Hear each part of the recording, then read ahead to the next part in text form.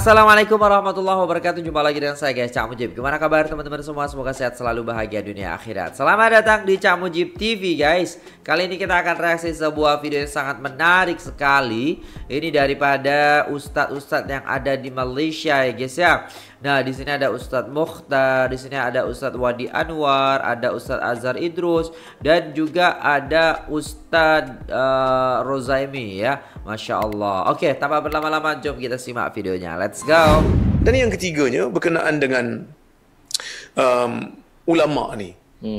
Nak pakai gelaran ulama ni, siapa yang boleh letak dia tu ulama ke tak ulama? Bukan orang awam.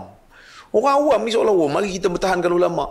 Betul ke ilmuwan? Sampai kata ulama beracun. Oh, daging ulama beracun dan sebagainya. Dekati dengan kami. Kami ni lah ulama. Bermajlis dengan para ulama. Jadi kita pun heran. Kita rasa macam, kita tak nafilah dia tu banyak ceramah. Tapi nak kata dia ulama sampai level yang sampai nak diangkat begitu tinggi. Buku apa yang menjadi rujukan yang ditulis? Kita yang belajar ni sampai orang kata apa, menangis jugalah nak tulis tesis tu kan. Terpaksa berhadapan dengan beberapa orang profesor dalam bidang untuk mempertahankan tesis kita ni. Mungkin kita pula orang Arab pula, bahasa Arab pula kita tulis. Kita pun tak berani nak namakan diri kita ulama. Mungkin pakaian belum ulama. Kan? Kita pun takut nak pakai pakaian-pakaian yang macam ulama ni kan. Takut-takut kerana kita bukanlah orang yang boleh jaga semua benda. Tapi orang awam ni senang-senang je letakkan gelaran ulama tu pada orang yang dia suka. Sedangkan perkataan dia kotor. Jangan hina perkataan ulama, taraf ulama dia dengan orang yang mulut lucah, mulut kotor, mulut jijik, mulut maki ni. Jangan pergi letaklah. Dia kena belajar adab. Kerana Ibnu Mubarak sebut, kami belajar adab sebelum kami belajar ilmu. Berpuluh-puluh tahun kami belajar adab dulu. Jadi pergi belajar adab dululah sebelum nak declare tokoh engkau ni sebagai ulama. Itulah yang kita nak sebut. Kadang-kadang doktor sikit boleh tambah sikit. Masyarakat dia tak boleh beza. Kita mengkritik, dia sudah anggap benda tu menghina. Ya. Menghina dengan mengkritik ni juga. Itulah, dia boleh terima Doktor hinaan. tegur dia baca hadis palsu. Doktor tegur itu kritikan, bukan hinaan. Kita tak hina, dia kata kita hina. Orang ustaz pujaan dia hina orang lain, dia boleh terima. Sebab tu kita kata ini talbisu iblis. Dia sedang ditipu, dibelit oleh iblis. Dia rasa dia dengar ceramah agama, dia rasa dia buat kerja untuk agama, tapi sebenarnya dia sedang melakukan perkara yang tak wajar di sudut agama. Sewaktu tokoh dia yang dia minat dikritik, dia kata orang hina ulama dia. Sewaktu tokoh pujaan dia menghina orang lain, memaki orang lain, memfitnah orang lain, kutuk orang lain, dia suka dan dia ketawa. Dia tak rasa pun benda tu menghina. Jadi sebab itu dia kena nilai balik. Buang ketaksuban pada diri, nilai balik. Yang aku kata sebagai hina ni orang sekadar kritik untuk membetulkan saja. Itu pertama. Yang kedua, bila kita kritik bab tu saja. Seolah-olah macam kita buang semua sumbangan dia. Dia kata, oh dia pun ada sumbangan tarik anak muda balik pada agama. Kita tak pernah petikai kalau betul ada usaha tu. Yang kita tak nak orang ikut dia dan orang terikut dengan perkataan kotor, perkataan maki, perkataan fitnah yang dia ucapkan. Para pengikut dia ni. Masalah kita sekarang ni, banyak manusia tak mau fikir, pajakkan otak pada ustaz dia. Sedangkan ustaz dia pun kadang-kadang SPM pun tak lepas. Sorry to say, ini benda betul. Orang belajar elok-elok, ada kelulusan tertinggi dekat universiti, kita pelekehkan seolah-olah tak ada nilai. Tapi orang yang tak diketahui di mana dia belajar, di mana dia mengaji, kita angkat seolah-olah macam dia tu ulama. Kalau betul ulama, saya bukanlah nak kata sijil tu, tapi seolah-olah setidak-tidaknya sijil tu membuktikanlah disiplin dia belajar. At least dia ada tesis, dia ada jurnal, dia ada buku dia menulis. Bolehlah cakap Arab sikit. Bolehlah cakap Arab sikit-sikit.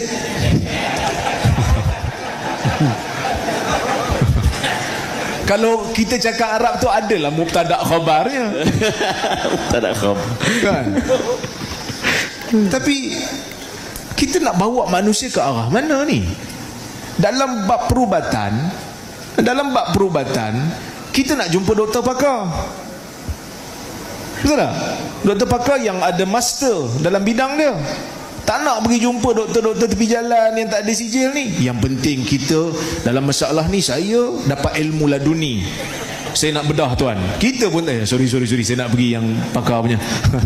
Tapi dalam bab agama, Seolah-olah kita hilang pertimbangan.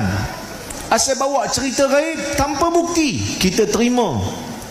Siapa yang lawan? Yang ni yang bermasalah. Yang lawan ni kena sekat. Walaupun dah bayar siaran tu, tak boleh masuk. Dia pusing balik. Aku pusing balik. Tu menunjukkan nak habis dah tu. Maka tak apalah. Kadang-kadang kita rasa macam kita terima sedikit tekanan, tapi ni agama suruh. Ni agama suruh. Kita nak hidup dalam dunia ni bukan lama, tapi setidak-tidaknya kita buat sesuatu untuk menyelamatkan umat kita daripada terjebak dalam perkara-perkara yang khurafah, yang boleh merosakkan pegangan agama, yang boleh merosakkan akal fikiran, kan? Sampai boleh percaya. Ini ada seorang ustaz dulu kan, dia kata roh boleh berpindah jasad. Saya ingat yang roh boleh berpindah jasad ni bukan akidah Islam, tapi bila kita tegur, kita pula kena. Hang bukan tahu, hang Wahabi. Lah kali dia tarik. Bila dia tarik, oh Masya Allah ustaz bagusnya. Wahabi tu tak tarik pun, Wahabi tu buat lupa je. Kita buat lupa, kita buat lupa. Allah Azza wa Jalla tidak lupa. Tak apalah. Mujur saya tak jadi student tuan. Orang lain jadi guru saya, tak apalah. Tapi kalau, iyalah, tapi orang lain okey je kan?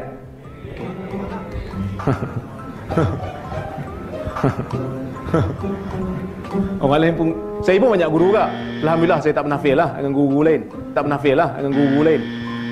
Dengan tuannya. Mujur saya tak belajar dengan tuan lah.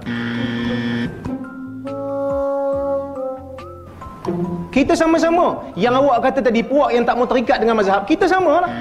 Dengan awak sama dengan puak tu. Ulama-ulama Al-Azhar yang Syafi'iyah. Dah, ente mengaji mana? Anda tanya. Tak tahu. Dah, ente ada degree tak? Ya. Ada degree? Tanya. Astaghfirullah. Yang belajar, yang menyemak, yang mengkaji, yang menganalisa, dia dah ada PhD dalam syariah. Takkan dia tak boleh buat? Tesis dia pun diselir oleh profesor-profesor. Sampai bila kita nak rasa orang bawah lagi keilmuan pada kita? Ulama ini bahasa Arab.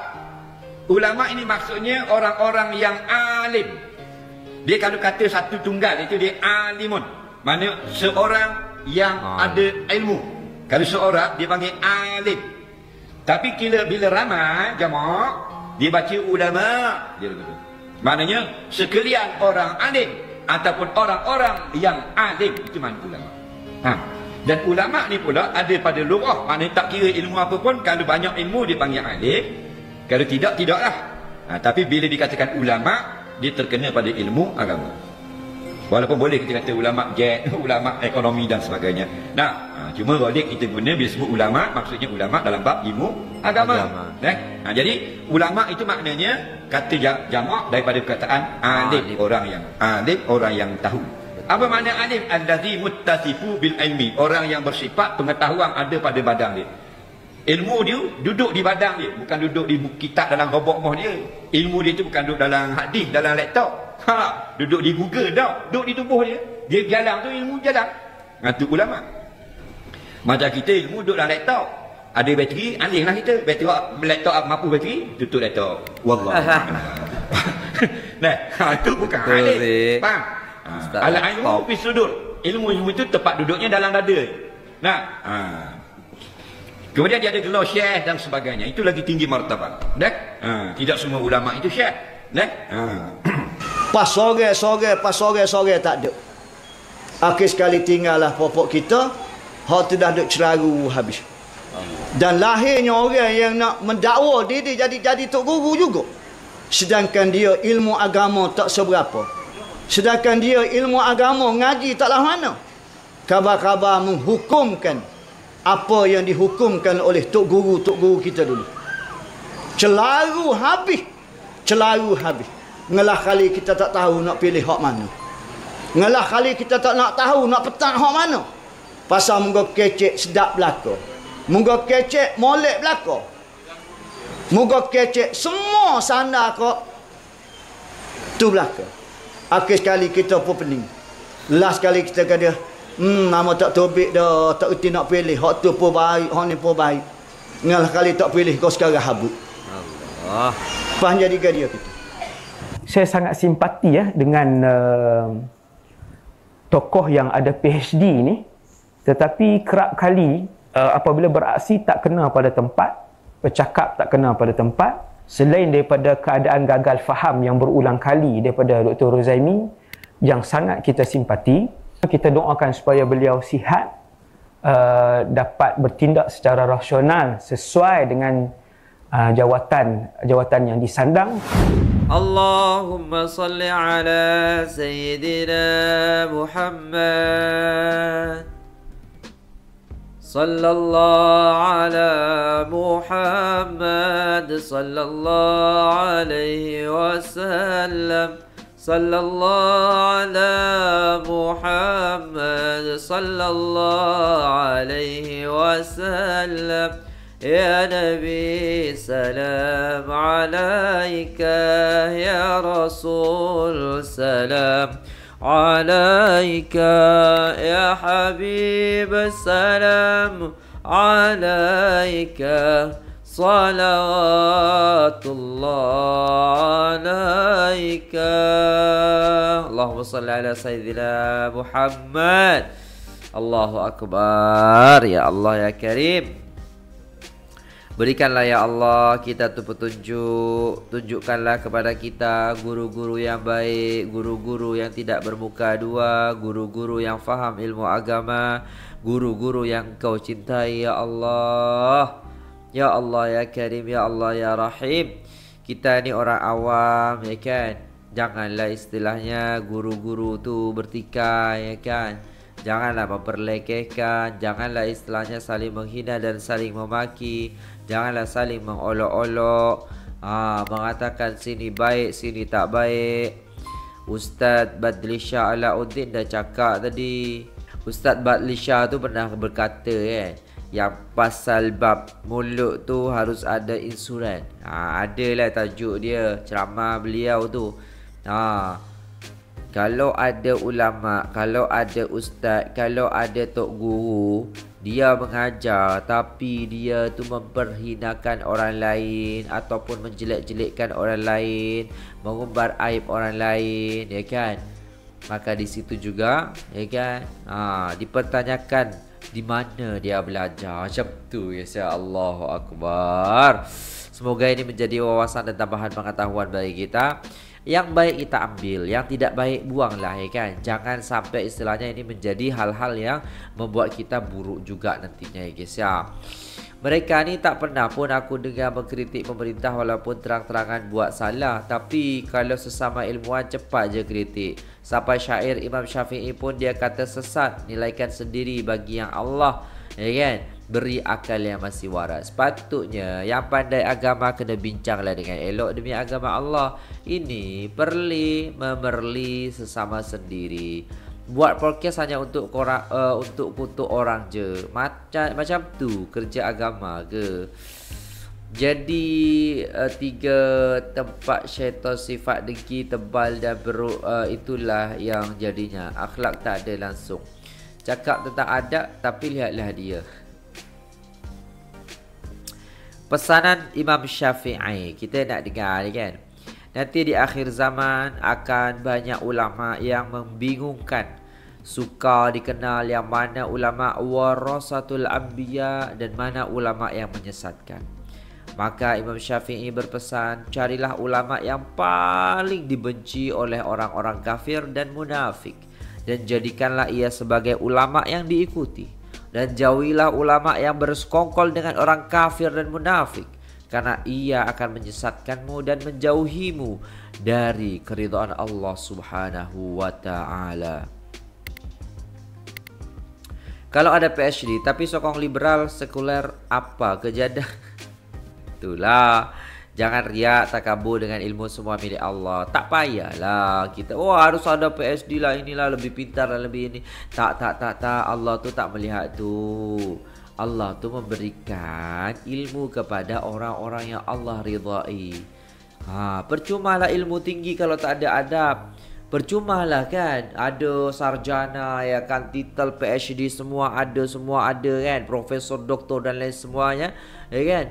tapi akhlak tu tak ada, tak diridhai oleh Allah Subhanahu wa taala, tak menenteramkan masyarakat, tak membuat nyaman masyarakat. Yang ada ketika dia berbicara, masyarakat bergaduh, kan?